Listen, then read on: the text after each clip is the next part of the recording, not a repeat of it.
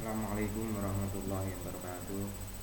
Bismillahirrahmanirrahim. Alhamdulillahirabbil alamin. Wassalatu wassalamu ala asyrofil anbiya'i wal mursalin wa ala alihi washabihi ajmain. Amma ba'd. Alhamdulillah, di kesempatan hari ini kita diberikan kesehatan oleh Allah Subhanahu wa taala, yang mana dengan kesehatan itu kita bisa memanfaatkan untuk menuntut ilmu. Semoga ilmu yang kita peroleh di kesempatan hari ini barokah di dunia wal akhirah. Allahumma amin. Allahumma sholli ala sayyidina Muhammad wa ala ali sayyidina Muhammad. Dengan sholawat-sholawat yang kita hadiahkan ke junjungan kita Nabi besar Muhammad sallallahu alaihi wasallam, semoga kita dihabis baik umatnya dan diberikan syafaat nanti di hari kiamat. Amin Allahumma amin. Teman-teman mahasiswa yang saya cintai, di kesempatan hari ini kita akan membahas uji validitas dan reliabilitas. Kita kupas satu persatu di sini, ya. Kita langsung saja. Jadi di dalam penelitian ada penelitian kuantitatif dan penelitian kualitatif. Tapi di sini saya akan bahas terlebih dahulu adalah penelitian untuk data kuantitatif. Validitas, kita pahami dulu pengertian dari validitas dari beberapa ahli. Validitas menunjukkan sejauh mana suatu alat ukur itu mengukur apa yang hendak diukur. Menurut Azwar, validitas berasal dari kata validity yang mempunyai arti sejauh mana ketepatan dan kecermatan suatu alat ukur dalam melakukan fungsi ukurnya. Menurut Ghazali menjelaskan uji validitas digunakan untuk mengukur sah atau tidaknya suatu kuesioner. Kuesioner dikatakan valid apabila pertanyaan pada kuesioner mampu mengungkapkan sesuatu yang akan diukur oleh kuesioner tersebut. Teman-teman yang saya cintai, maksud dari validitas di sini adalah untuk melihat alat ukur ini tepat tidak. Menurut Azwar disampaikan bahwa mempunyai arti sejauh mana ketepatan, sudah tepat belum alat ukur. Jadi alat ukur di sini adalah yang dimaksud, kalau instrumen kuesioner itu adalah indikator. Misalkan jenengan mau mengukur prestasi. Jadi prestasi itu diukur dari unsur apa saja. Pertama, kalau misalkan nilai dari IPK, prestasi mahasiswa akuntansi semester 5, IPK-nya bagaimana prestasinya. Kemudian tidak hanya itu saja, dilihat dari keaktifan dalam berorganisasi atau prestasi-prestasi yang diperoleh selain dari akademik dan non akademik. Jadi alat-alat ukur itu nanti akan diuji dengan uji validitas. Tetapi uji validitas di sini digunakan untuk menguji kuesioner saja, bukan untuk data-data kuantitatif, ya, bukan untuk data-data kuantitatif. Jadi data-data yang diuji nanti adalah data kuesioner, gitu ya. Ini jelas disampaikan di Imam Ghazali bahwa uji validitas digunakan untuk mengukur sah atau tidaknya suatu kuesioner. Kuesioner dikatakan valid apabila pertanyaan pada kuesioner mampu mengungkapkan sesuatu yang akan diukur oleh kuesioner tersebut. Jadi pertanyaan-pertanyaan yang disampaikan nanti itu akan menggambarkan keseluruhan dari variabel yang Anda angkat, ya, dan teman-teman angkat di dalam penelitian. Misalkan mau menguji motivasi, apa saja sih orang dikatakan termotivasi tersebut. Nah, itu yang akan diukur sah atau tidaknya, ya. Jadi uji validitas digunakan untuk mengukur sah atau tepatnya alat ukur tersebut atau kuesioner tersebut untuk melihat variabel yang akan diteliti. Sudah jelas? Semoga bisa memberikan sedikit gambaran tentang uji validitas di sini. Kita lanjutkan di dalam SPSS. Ini saya dasarnya adalah SPSS, ya. SPSS ada dua jenis saja yang saya sampaikan. Sebenarnya uji validitas banyak sekali, silahkan teman-teman bisa menggoogling ya, searching dari beberapa sumber, silahkan. Jadi di sini saya sampaikan ada dua yang sering dipakai di dalam analisis uji validitas. Yang pertama adalah Pearson correlation, yang kedua adalah korelasi antara skor butir pertanyaan dengan total skornya. Sebetulnya ini hampir sama melakukan korelasi. Namanya korelasi Pearson juga. Nanti kalau yang uji korelasi antara skor butir, output SPSS juga mengatakan correlation Pearson juga, ya, Pearson korelasi juga. Tapi nanti ada perbedaan. Silakan kita amati satu persatu di sini. Pearson correlation valid jika suatu data atau instrumen dikatakan valid jika nilai R hitung di dalam output SPSS, nanti yang dilihat R hitungnya adalah corrected item total correlation, itu lebih besar dibandingkan dengan R tabel. R tabelnya diperoleh dari mana? R tabelnya diperoleh dari R product moment, dari tabel. Nanti silakan cari tabelnya, nanti saya tunjukkan modelnya bagaimana. Jadi dikatakan valid, instrumen dikatakan valid nanti apabila nilai R hitung itu nanti dari output SPSS lebih besar dari R tabel. Dari perbandingan antara R hitung dengan R tabel. R hitung yang lebih besar dibandingkan R tabel dikatakan valid. Oke, mudah kan?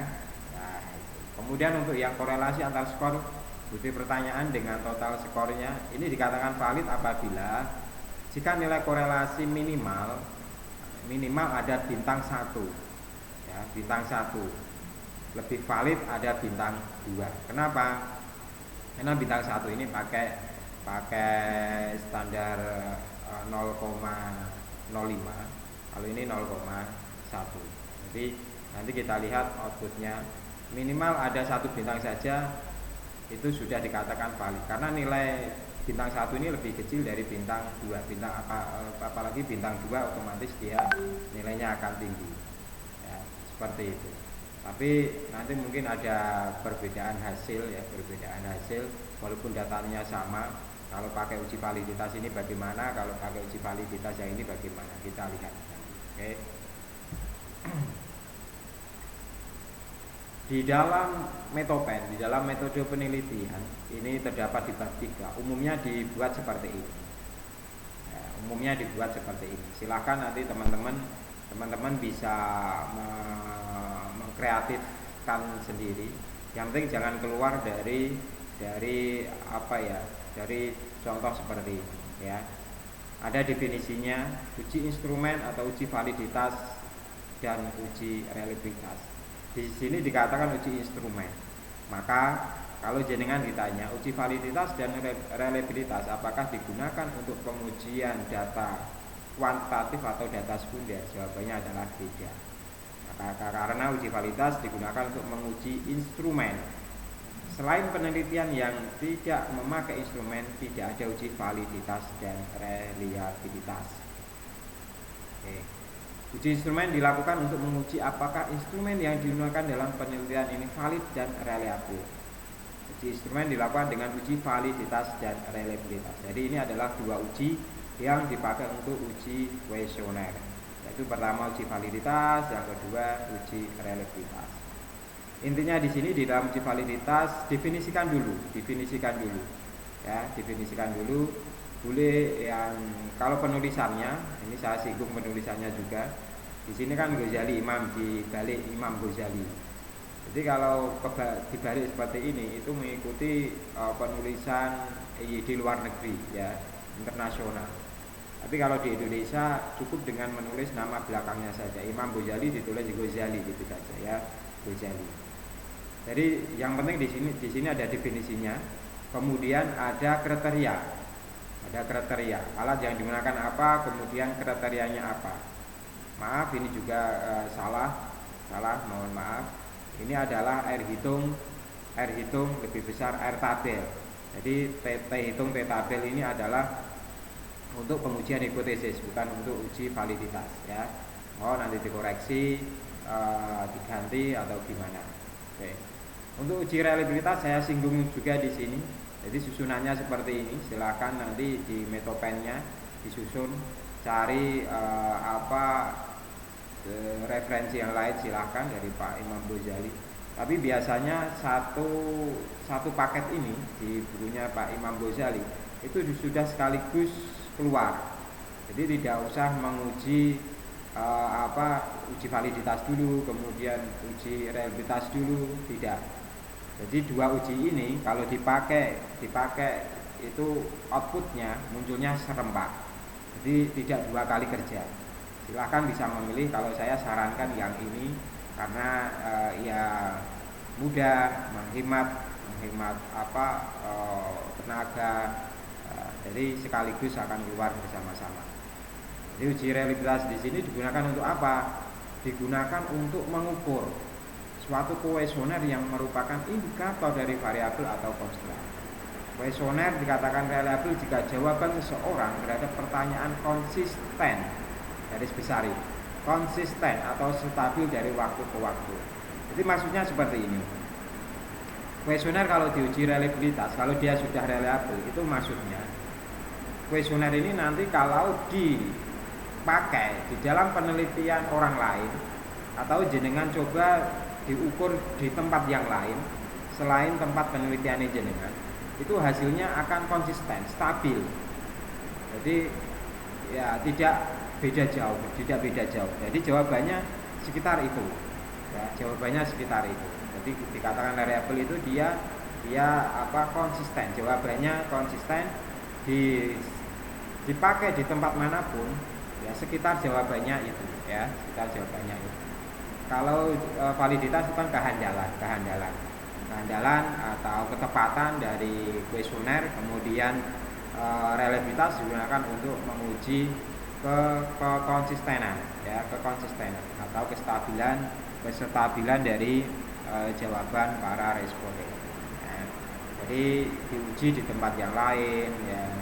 Kalau di kesehatan dilakukan ini, ya. Kalau di ekonomi belum dilakukan. Di ekonomi sekalian dari data instrumen yang dipakai, ya di tempat itu dilakukan penelitian. Tapi kalau di kesehatan dipakai untuk perbandingan. Sebelum dilakukan di penelitiannya, di objek penelitiannya, dia melakukan di tempat lain yang imbang, yang sebanding. Misalkan jenengan penelitian di Unisnu Jepara, ya, Unisnu Jepara, dicoba dulu di UMK, ya, di Universitas Universitas Muria Kudus, ya, disampaikan di situ mungkin hanya 15-20 responden, kemudian dilakukan penelitian di Unisnu Jepara seperti itu, ya. Ini saya akan coba untuk menjelaskan tentang uji validitas dengan SPSS. Oke, kalau tadi di correlation person, ya, correlation person itu dasarnya adalah ini tadi, tabel nilai R product moment. Nah, inilah tabelnya. Boleh teman-teman cecing, boleh jeneng googling, ya. Ini adalah tabel R product moment. R product moment caranya ada taraf signifikan 5% sama 10%, ya, 10%. Di sini ada N, dasarnya adalah jumlah sampel, ya, jumlah sampel di sini yang dipakai. Sampelnya berapa, kemudian pakai taraf signifikan berapa, tinggal titik temunya berapa di sini. Contohnya seperti itu. Misalkan jenengan pakai data 100 responden, ya, 100 responden dengan taraf signifikan 5%, maka R tabelnya adalah 0,195. Kemudian kalau yang tadi bintang tadi, ya, bintang tadi uji validitas antara total skor dengan instrumen, itu dilihat dari ini, percent correlation juga namanya, ya, karena di sini dilakukan uji korelasi. Kalau di sini sampai totalnya, ya, total instrumen dikorelasikan dengan total skornya, ketemu 0,858 bintang 2, ya. Otomatis kalau sudah bintang 2 di instrumen yang dipakai sudah dikatakan valid. Itu garis besarnya seperti itu. Oke, contoh kita memakai data satu variabel saja di sini. satu variabel saja. Di sini minat memilih karir akuntan. Mohon maaf, ini indikator alat ukurnya tidak saya munculkan. Ini kita hanya melakukan uji analisis datanya saja. Oke. Ini minat memilih karir akuntan itu diukur berdasarkan 10 indikator ya, 10 indikator. Dan ini kita pakai 30 data ya. 30 instrumen, kita pakai 30 instrumen. Kita akan melakukan uji Pearson correlation. Yang dasarnya adalah nanti kita lihat R hitungnya lebih besar ya, R tabelnya tidak. Langkahnya sebetulnya seperti ini. Mohon untuk nanti dipraktekkan di rumah. Ya.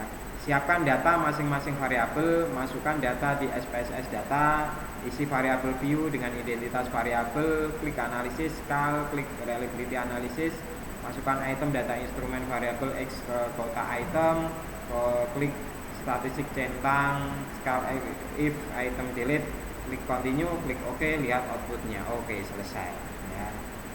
Tapi tidak cukup itu, saya akan print screenkan dari langkah-langkah tersebut. Kemudian nanti di akhir penghujung akan saya berikan olah data langsung dengan SPSS.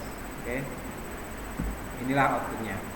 Jadi siapkan data masing-masing variabel. Di sini saya ambil satu variabel ya, minat memilih karir akuntan dengan responden sebanyak 30 responden. Kemudian masukkan data di SPSS. Di SPS ada data view sama variabel view. Saya ulang-ulang lagi di sini.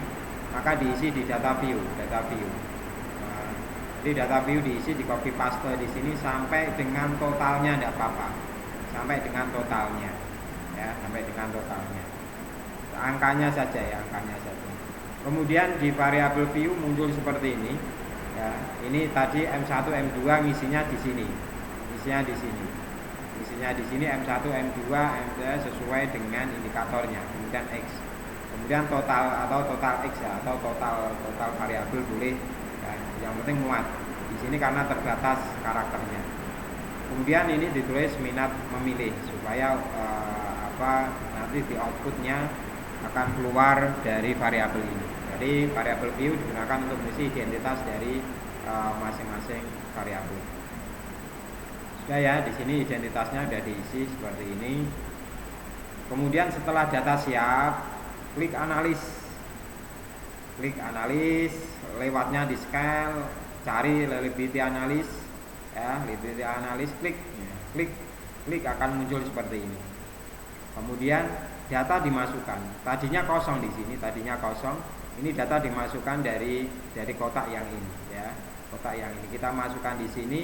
Yang dimasukkan kalau uji Pearson korelasi itu hanya kuesionernya saja, tidak sampai di totalnya ya, Masukkan item data instrumen variabel X ke kotak item ya, ke kotak item.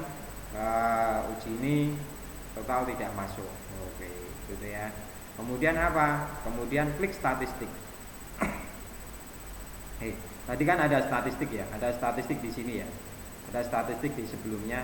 Klik statistik, kemudian akan muncul seperti ini. Jadi di belakangnya ada klik statistik akan muncul seperti ini. Centang scale of item delete. Scale if item delete ini nanti akan memunculkan dari uji validitasnya. Kalau ini tidak jenengan centang, yang keluar adalah uji reliabilitasnya saja. Jadi inilah yang saya katakan bisa keluar atau outputnya bisa serempak, bisa bersamaan antara uji validitas dan reliabilitas. Tapi kalau jenengan lupa mencentang ini, maka tidak bersamaan. Hanya klik statistik, centang scale if item delete, klik continue. Ya, klik continue akan kembali ke sini, kemudian klik OK ya, klik OK. Klik OK akan keluar output SPSS seperti ini. Ya. Yang digunakan untuk uji validitas yang mana ini? Corrected item total korelasi. Ya, ya ini. Cara bacanya ini.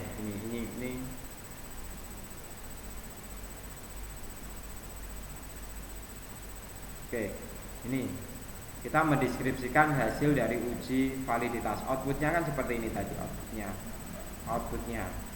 Jadi berdasarkan uji validitas kita mencoba untuk mendeskripsikan. Nanti harus bisa mendeskripsikan ya. Berdasarkan uji validitas diketahui nilai terendah 0,349 dan tertinggi 0,737. Cara bacanya di output SPSS, walaupun di sini titik dibaca 0, ditulis 0, ya. Karena terdapat satu instrumen yang tidak valid, dilihat di sini. Yang tidak valid karena apa? Ya, yaitu M4 0,349 karena lebih kecil dari R tabel. R tabelnya 0,361. Di sini 0,349. Nah, maka instrumen tersebut harus dihapus dan dilakukan uji validitas yang kedua. Caranya seperti itu. Jadi jangan berubah data, lakukan uji validitas secara real. Kemudian kalau tidak valid berarti itu tidak terpakai, harus dikeluarkan ya. Nanti M4 ini harus dikeluarkan, kemudian dilakukan uji validitas yang kedua. Kalau hasil uji validitas kedua sudah valid semua, maka bisa dilakukan uji atau analisis selanjutnya. Jadi 0,361 ini caranya, kita pakai sampel 30, taraf signifikannya kita pakai 5%, ketemu 0,361, perbandingannya pakai itu. Yang semua sudah valid. Berarti kita harus melakukan uji validitas yang kedua ya. Uji validitas yang kedua sama, cuma di dalam memasukkan data ke kotak tadi yang M4 ditinggal, yaitu di sini tadi ya. Oke, di sini tadi M4 ditinggal di sini. Nah, M4 ditinggal supaya tidak masuk ya, sehingga outputnya keluar ini. Sudah dilihat ya, ini terdapat beberapa angka yang apa ya, sudah sesuai atau sudah di atas R product moment. Nah, pendeskripsiannya seperti ini. Berdasarkan uji validitas diketahui nilai terendah 0,370 dan tertinggi 0,750. Karena nilai corrected item total korelasi dari seluruh instrumen lebih besar dari R tabel, maka instrumen untuk variabel minat mahasiswa memilih karir akuntan publik sudah dapat dikatakan valid. Ya, dari sampai analisis selanjutnya kita harus memakai yang valid saja, yang tidak valid jangan dipakai. Jadi kita hanya memakai 9 instrumen sampai di analisis regresi, sampai di pengujian hipotesis. Data yang dipakai ya diolah adalah yang tinggal 9 pertanyaan di sini. Oke, itu adalah hasil uji validitas yang kedua. Kemudian kita lakukan uji validitas untuk yang model kedua, yaitu korelasi antara skor butir pertanyaan dengan total skornya. Ingat di sini dikatakan valid apabila terdapat bintang 1 atau bintang 2. Bintang 1 sudah dikatakan valid. Karena apa? Di sini kenapa saya sampaikan minimal? Karena bintang 1 nilainya kecil dibandingkan bintang 2. Nilai kecil saja sudah valid, apalagi bintang 2. Langkah-langkahnya seperti ini ya. Langkahnya seperti ini. Mungkin lebih sederhana sekali. Dengan data yang sama kita lakukan uji validitas korelasi antara skor butir pertanyaan dengan total skornya. Tetapi di sini kita pakai bukan lewat scale, tetapi lewatnya di korelasi ya, korelasi bivariat. Kita langsung saja di sini. Seperti biasanya kalau data sudah siap, tadi data kan sudah siap, sudah masuk, kita langsung ke analisis. Kita masuk ke langkah 4 langsung ya. Kita langsung ke analisis, correlated bivariat diklik, akan muncul kotak seperti ini ya, kotak seperti ini. Kenapa ini M4 masih saya masukkan? Karena ini uji yang lain. Kita tidak memakai satu jalur yang tadi ya. Kita pakai uji yang lain. Hasilnya nanti bagaimana? Kalau memang lewat di sini valid semua, silahkan mau menggunakan ini silahkan gitu ya. Kemudian masukkan saja ini semua, dimasukkan sampai totalnya dimasukkan. Beda dengan tadi, kalau uji Pearson korelasi yang dimasukkan hanya instrumennya saja. Tapi kalau ini sampai totalnya.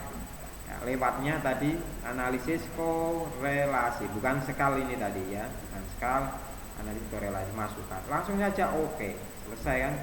Oke, kita akan terlihat bahwa di sini di belakang ini ada angka yang ada bintangnya. Nah, 0 untuk instrumen yang pertama 0,510, instrumen yang kedua 0,718, 0,534, 0,514 dan lain sebagainya, semua ada bintangnya 2 semua. Berarti kalau menggunakan uji ini, menggunakan uji korelasi antar skor di sini, instrumen dikatakan valid semua. Ini pendeskripsiannya. Ya. Karena nilai korelasi antara skor butuh pertanyaan dengan total skornya, vertikal atau horizontal, kita lihat antara vertikal sama horizontal sama, karena ini titik temunya dari beberapa sudut ini sama, ya sama. Maka instrumen untuk variabel minat mahasiswa memilih karir akuntan publik sudah dikatakan valid. Jadi silakan teman-teman bisa memilih salah satu dari uji validitas ini, silakan. Ya. Kemudian kita lanjutkan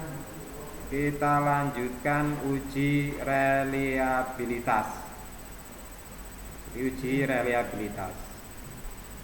reliabilitas tadi sudah saya singgung sedikit di depan, bahwa uji ini akan menunjukkan pada sejauh mana suatu hasil pengukuran relatif konsisten apabila pengukuran dilakukan berulang kali di tempat yang berbeda, di waktu yang berbeda, itu jawabannya akan konsisten. Ya, kalau berubah ya hanya sedikit stabil gitu ya, tidak ada perubahan yang begitu signifikan, yang jumplang atau bagaimana. Di sini jawabannya bagus-bagus lah, tapi di sana kok jelek. Ya, itu tidak seperti itu. Itu belum reliable berarti ya. Yang reliable berarti yang konsisten, yang stabil jawaban dari para responden. Kita langsung masuk ke uji reliabilitas dengan SPSS. Ada 2 cara, yaitu Cronbach alpha dengan split half method. Cronbach alpha tadi sudah saya singgung sedikit, bahwa Cronbach alpha di sini membandingkan antara nilai reliable jika nilai membandingkan nilai Cronbach alpha dengan skor 0,6 atau 0,7. Ini menurut Imam Ghazali sekarang sudah 0,7. Tapi teman-teman untuk mencapai ini kadang kan sulit. Pakai 0,6 silakan, tidak masalah, sepenting sumbernya dicantumkan. Kemudian pakai split half method. Dikatakan reliable jika nilai Guttman split half koefisien di atas 0,8. Ini ada sumbernya. Kita kupas satu-satu nanti ya. Kenapa 0,8? Itu dasarnya apa? Nanti ada dasar sumbernya. Oke, untuk Cronbach alpha ini saya langsung saja membaca, karena di sini tadi sudah otomatis keluar bersamaan dengan uji validitas ya. Uji validitas kita pakai uji reliabilitas hasil output yang kedua. Jadi output yang kedua tadi, karena ini bersandingan dengan uji validitas yang tadi, yang M4 kita keluarkan ya, outputnya seperti ini. Untuk pendeskripsiannya seperti ini. Output di samping keluar bersamaan uji validitas Pearson korelasi, maka bisa dikatakan satu paket yang saya sampaikan tadi. Deskripsinya kurang lebihnya seperti ini. Berdasarkan uji reliabilitas diketahui nilai Cronbach alpha sebesar 0,867. Dilihat kotak yang saya kasih, kotak merah di sini. 0,867. Lebih besar dari 0,70. Boleh jenengan pakai 0,6, boleh jenengan pakai 0,70. Maka instrumen untuk variabel minat mahasiswa memilih karir akuntan publik sudah dikatakan reliable. Itu kita tinggal mendeskripsikan, tidak usah mengolah lagi ya, Kemudian kita akan masuk di split half method. Tadi disampaikan data dikatakan reliable jika nilai Guttman split half-nya koefisiennya di atas 0,80. Jadi untuk split half di sini adalah membagi ya. Pertanyaan dalam kuesioner atau alat ukur dibagi menjadi dua ya. Sebetulnya kalau di SPSS sangat otomatis. Tapi dulu untuk split half method manual itu dilakukan boleh dibagi dua. Misalkan instrumennya jenengan 1 sampai 10 dibagi 1 sampai 5, kemudian 6 sampai 10. Boleh. Dulu bisa dilakukan kalau manual pertanyaan yang ganjil dipisah. Pertanyaan yang genap bisa. Maksudnya pertanyaan genap itu pertanyaan mulai nomor 2, 4, 6, 8, 10. Nah, kita lihat nanti kalau di SPSS yang keluar yang model yang bagaimana. Oke ya. Ini langkah-langkahnya untuk metode belah dua. Siapkan data masing-masing variabel, sudah masukkan data di SPSS. Data view seperti biasa, isi variabel view seperti biasa, klik analisis lewatnya scale seperti Pearson correlation, klik relative analysis. Yang beda adalah yang di sini ya. Klik split half, klik OK. Nanti akan muncul. Kita lihat outputnya sebagai berikut langkah-langkahnya. Oke ya, langkah-langkahnya seperti ini masih sama. Kita masukkan seperti ini ya, tetapi kalau ini untuk pertanyaannya saja. Ya. Kemudian seperti ini akan muncul sama. Kemudian klik analisis, reliability analysis, kemudian dimasukkan ke kotak, kemudian skala jangan lupa ya, centang, klik continue. Nah, split half ada di sini. Di model ini. Pertama alpha silakan klik diganti split half. Ya, split half. Kemudian kalau sudah diklik split half, klik OK. Itu sudah keluar outputnya seperti ini. Ya. Ada tiga temuan atau 3 output di sini. Ya, 3 output yang dipakai boleh yang ini, boleh yang ini. Karena ini serempak. Ya. Ini pembagiannya seperti ini. Jadi M dibelah 2 langsung dibelah 2 mulai dari 1, 2, 3, 4, 5 dipisah sendiri, 6, 7, 8, 9, 10 dipisah sendiri. Jadi tidak ganjil genap ya, tidak ganjil genap. Kalau di cache processing sumer ini menunjukkan data yang jenengan gunakan. Berapa responden yang jenengan pakai? 30, M-nya 30 ya, 30. Kemudian di sini yang dipakai adalah Gatman split half coefficient. Kemudian kalau mau per kuesioner Rombets alpha if item delete yang belakang ini yang dipakai. Kita lihat. Nah, yang saya terjemahkan, yang saya deskripsikan hanya 2. Oke. Berdasarkan tabel output di atas, diketahui nilai correlation Gatman split half coefficient adalah sebesar 0,828. Nih, bisa dilihat di sini. Lebih besar dari 0,80. Dengan demikian maka dapat disimpulkan bahwa butir soal untuk variabel minat mahasiswa memilih karir akuntan publik secara keseluruhan atau gabungan ya, karena ini muncul 1 dinyatakan reliable. Sumbernya adalah ini Jonathan Sarwono untuk perbandingannya dengan skor 0,80. Kemudian untuk menjelaskan yang masing-masing di sini, output di bawah ini kolom rumput alpha if item delete menunjukkan uji reliabilitas per butir kuesioner. Keluarkan semuanya sudah di atas 0,80. Dengan demikian dapat disimpulkan butir-butir soal untuk variabel minat mahasiswa memilih karir akuntan publik dinyatakan reliable. Silakan jenengan bisa memilih uji validitas dan reliabilitas yang mana, silakan, semuanya boleh ya. Tetapi memilih. Hidup adalah pilihan. Kita masuk di data kualitatif. Jadi penelitian ada penelitian kuantitatif, ada penelitian kualitatif. Nah, validitasnya bagaimana sih? Validitas merupakan derajat ketepatan antara data yang terjadi pada objek penelitian dengan data yang dapat dilakukan. Kenapa di penelitian kualitatif juga dilakukan uji validitas? Karena ini menggunakan instrumen, menggunakan wawancara, pedoman wawancara. Ya, pedoman wawancara. Makanya di sini harus diuji kevalitannya, sumbernya ya. Nah, bagaimana cara melakukan pengujian validitas dalam penelitian kualitatif? Ya, kita coba bahas Di dalam pengujian validitas penelitian kualitatif ini yang teman-teman mahasiswa yang mengambil penelitian kualitatif tolong diperhatikan. Di sini ada credibility, ada transferability, dependability, confirmability. Ya. Banyak sekali di sini. Kita bahas satu-satu. Uji credibility atau kepercayaan. Di sini banyak yang bisa dipilih, banyak yang bisa dilakukan, tapi bisa memilih satu atau dua metode ya. Yang pertama adalah perpanjangan pengamatan. Peneliti kembali ke lapangan, melakukan pengamatan, wawancara lagi dengan sumber data yang pernah ditemui.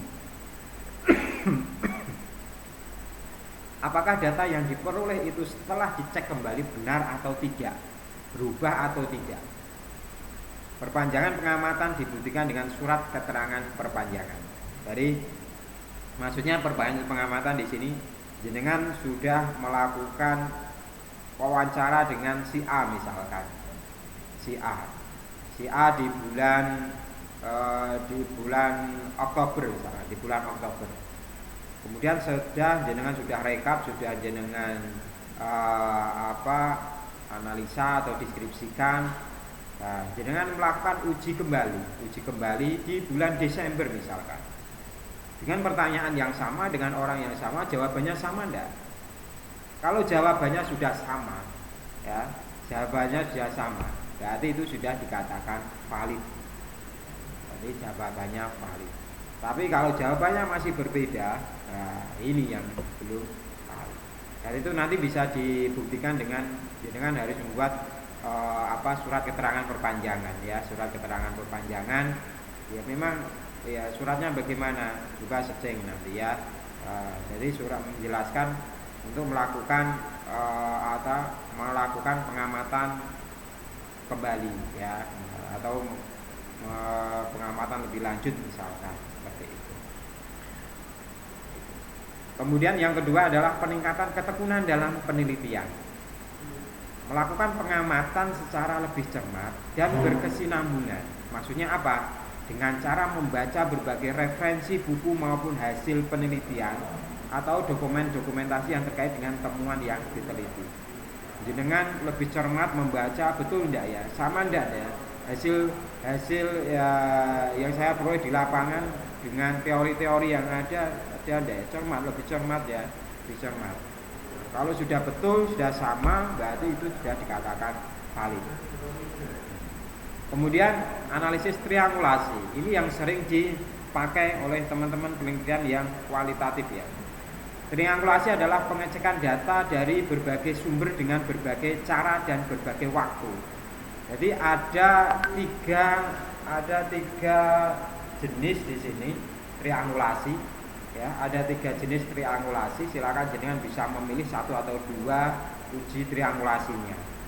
Triangulasi yang pertama adalah triangulasi sumber. Menguji kredibilitas data dilakukan dengan cara mengecek data yang telah diperoleh melalui beberapa sumber. Jadi sumber di sini jenengan harus mencari sumber yang lain. Misalkan jenengan meneliti tentang desa, tentang BUMDes, tentang anggaran desa. Ya. Itu yang tahu tentang itu siapa untuk dijadikan sumber triangulasinya? Apakah BPD atau tokoh masyarakat yang tahu itu, atau yang memegang kebijakan tentang BPD itu tentang anggaran desa itu siapa? Ya, itu triangulasi untuk mengecek apakah jawaban dari informan utama. Informan utama di sini berarti yang mengelola anggaran desa tersebut. Bisa bayan, kepala desa atau lain yang lingkupnya ada di desa tersebut. Itu informan utama. Dengan butuh pembanding informasi dari informan di luar itu, yaitu triangulasi sumber. Ya, boleh cari siapa, yang penting ada kaitannya dengan permasalahan tersebut. Nah, itu. Nanti jawabannya disinkronkan, menurut ini bagaimana, menurut ini bagaimana. Kalau ada perbedaan harus dianalisa. Kenapa terjadi perbedaan? Berarti ini ada temuan nanti ya. Kemudian ada triangulasi teknik pengumpulan data. Triangulasi teknik untuk menguji kredibilitas data dilakukan dengan cara mengecek data kepada sumber yang sama dengan teknik yang berbeda. Misalkan jenengan tadi sudah wawancara kepada mungkin kepala desa. Kemudian jenengan mengecek, observasi, melihat gambar, melihat dokumen yang ada di situ bagaimana. Sinkron tidak apa yang disampaikan oleh kepala desa. Kalau sinkron berarti sudah valid. Gitu. Kemudian waktu, melakukan pengecekan wawancara, observasi atau teknik lain dalam waktu situasi yang berbeda. Ini sama dengan perpanjangan pengamatan tadi, ya, sama dengan perpanjangan pengamatan, jenengan melakukan wawancara lagi di waktu yang berbeda. Kalau melihat dari penelitian atau metopen, ini disusun seperti ini.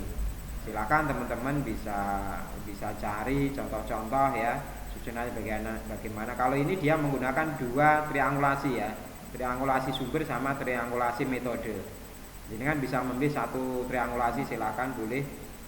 Kalau mau lebih sempurna semua dipakai, mau lebih bagus. Tapi yang pada umumnya yang dipakai adalah triangulasi ya, triangulasi sumber. Kemudian analisis kasus negatif. Peneliti mencari data yang berbeda atau bahkan bertentangan dengan data yang telah ditemukan. Jenengan telah menemukan misalkan bila ada 99% orang mengatakan si A itu pengedar narkoba, sedangkan 1% menyatakan tidak. Loh, kenapa ini? Apakah dia dari keluarga atau kenapa dia seperti itu?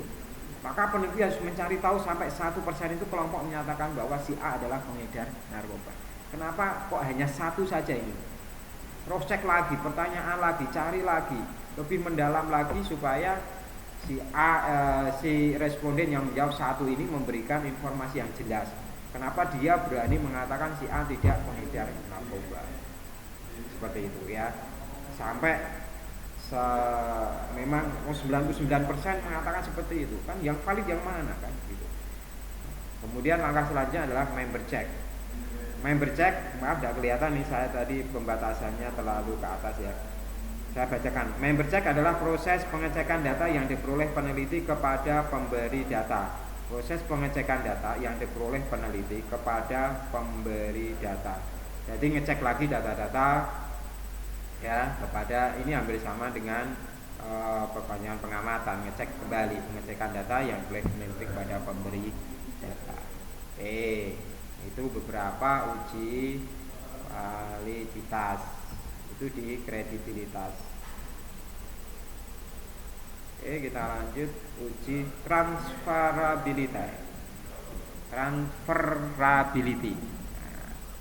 Merupakan validitas eksternal yang berkaitan dengan derajat kesepakatan atau diterapkannya hasil penelitian ke populasi di mana sampel tersebut diambil. Bila pembaca laporan penelitian memperoleh gambaran yang sedemikian jelasnya semacam apa suatu hasil penelitian dapat diberlakukan transferability, maka laporan tersebut memenuhi standar transferabilitas. Jadi apabila seorang pembaca itu sudah paham apa yang jenengan sampaikan di dalam hasil penelitian jenengan ya, dia jenengan memberikan informasi yang jelas di situ ya, berarti ini sudah jenengan sudah memberikan transfer informasi yang sudah jelas gitu. Kemudian uji dependability, audit keseluruhan. Jadi audit keseluruhan. Jadi di sini maksudnya melakukan audit terhadap keseluruhan proses penelitian. Ini adalah tugas pembimbing. Berat ini, tugas pembimbing. Pembimbing harus mengaudit keseluruhan aktivitas peneliti dalam melakukan penelitian. Bagaimana peneliti mulai menentukan masalah, sudah sesuai enggak dengan memasuki lapangan, sudah enggak menentukan sumber datanya bagaimana, melakukan analisis data bagaimana, melakukan uji keabsahan data bagaimana, sampai kesimpulan. Jadi ini hampir sama dengan pembimbingan ya, pembimbingan yang lebih mendalam lagi, Oke.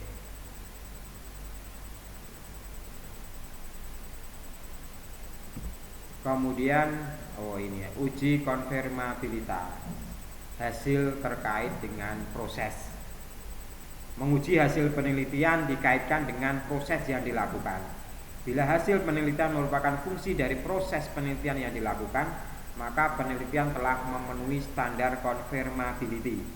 Dalam penelitian jangan sampai proses tidak ada, tetapi hasilnya ada. Jadi telusuri, ya. Ini hampir sama dengan uji keseluruhan tadi, ya, prosesnya. Ditelusuri, jangan sampai tidak ada, ya. Karena proses itu penting. Ini ada dalilnya. Bismillahirrahmanirrahim. Wa qul i'malu fasayarallahu 'amalakum wa rasuluhu wal mu'minuna wa saturaduna ila alimil ghaibi wasyahadati fayunabbi'ukum bima kuntum ta'malun. Dan katakanlah, bekerjalah kamu, maka Allah dan Rasulnya serta orang-orang mukmin akan melihat pekerjaanmu itu, dan kamu akan kembalikan pada Allah yang mengetahui akan yang gaib dan yang nyata, lalu diberitakannya kepada kamu apa yang telah kamu kerjakan. Nah, jadi yang penting di sini proses lakukan, ya, hasilnya bagaimana, semoga sesuai dengan apa yang jenengan kerjakan. Cukup sekian dari saya. Mohon maaf bila ada kata-kata yang salah. Mohon maaf. Sebelum saya tutup, saya tadi sudah janji untuk praktek, ya, untuk praktek uji validitas reliabilitas dengan SPSS. Oke, tunggu sebentar.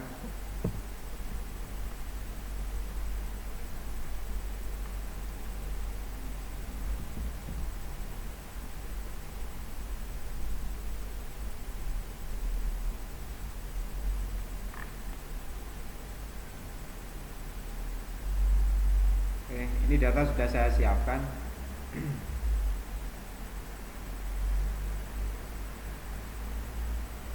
Data sudah saya siapkan banyak sekali sebetulnya, sampai respondennya 174, tapi saya pakai 10 responden saja, 30 responden saja dengan SPSS yang ada. SPSS sudah saya siapkan juga. Jadi data ini silakan di copy paste di sini di SPSS-nya saya, atau saya ulangi lagi, ya,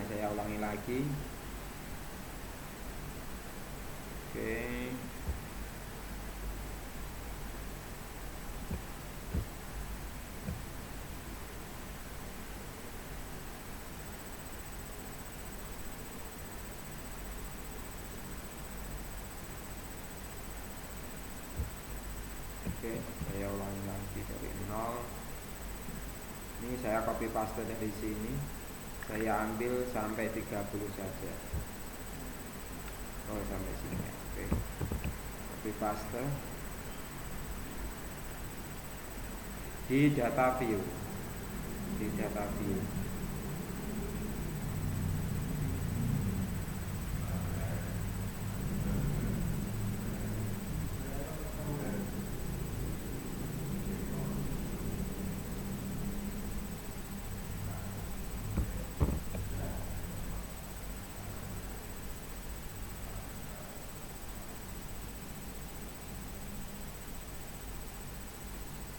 Data view sudah masuk, muncul var karena di variable view belum dikasih identitasnya, maka kita kasih identitas M1 untuk instrumen pertama, M2, M3, M4, M5, M6, M7, M8, M9 sampai M10. Ini tulis total, ya, Pak. Total, kemudian di sini tulis variabelnya minat, memilih karir, akuntan publik, ya. Ya, di sini sudah dikasih identitas, data sudah siap, sudah ready. Kita mau uji yang apa dulu? Kita uji yang person correlation dulu, yang bersamaan dengan Chromebase alpha. Klik analisis, skala, reliability, diklik. muncul kotak seperti ini. Kalau diuji ini yang dimasukkan adalah yang instrumennya saja. Oke, sudah masuk, klik statistik ya, jangan lupa centang skala if item delete continue. Kalau jenengan kepingin langsung speedup method sudah ada di sini ya, tapi di sini langkahnya beda. Oke, kita klik OK. Kita klik OK. Oke, kita lihat tunggu outputnya. Output sama input di file yang beda. Nah, nanti nyimpannya harus dua-duanya. Output disimpan sendiri, input disimpan sendiri.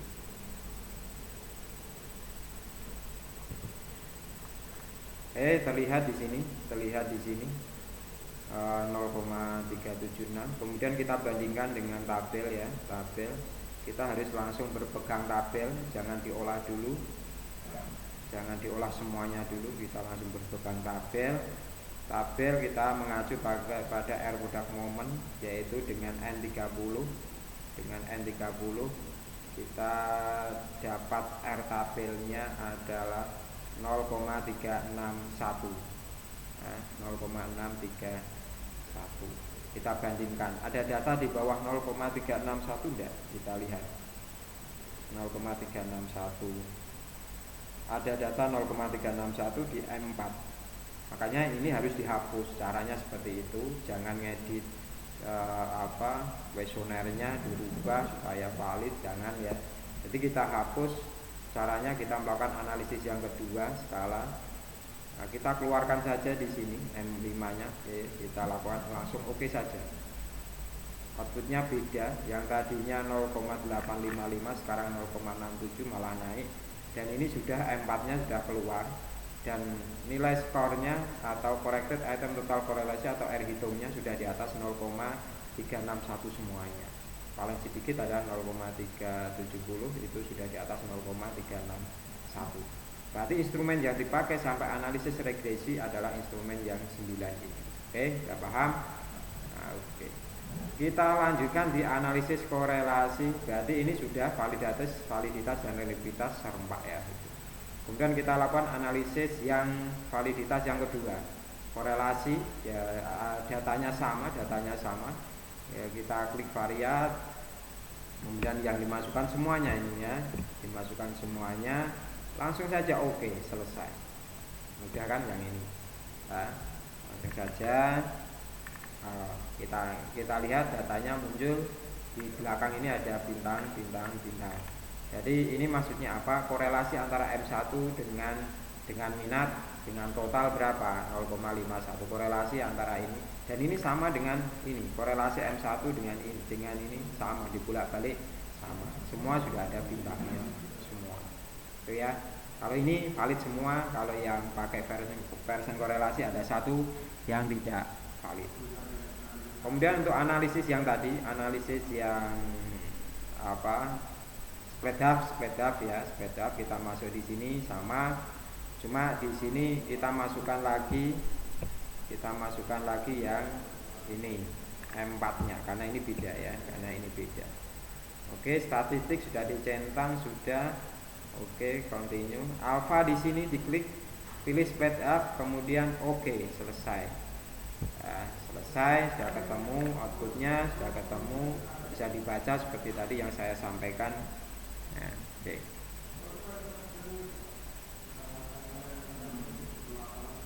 Oke, teman-teman mahasiswa, semoga dipahami. Cukup panjang lebar, hampir 1 jam kita mau hampir 1 jam karena ini saya praktek juga. Jadi cukup sekian dari saya. Mohon maaf bila ada kata-kata yang salah. Semoga menjadi maklum, semoga barokah di dunia wal akhirah. Amin. Allahumma amin. Cukup sekian. Wassalamualaikum warahmatullahi wabarakatuh.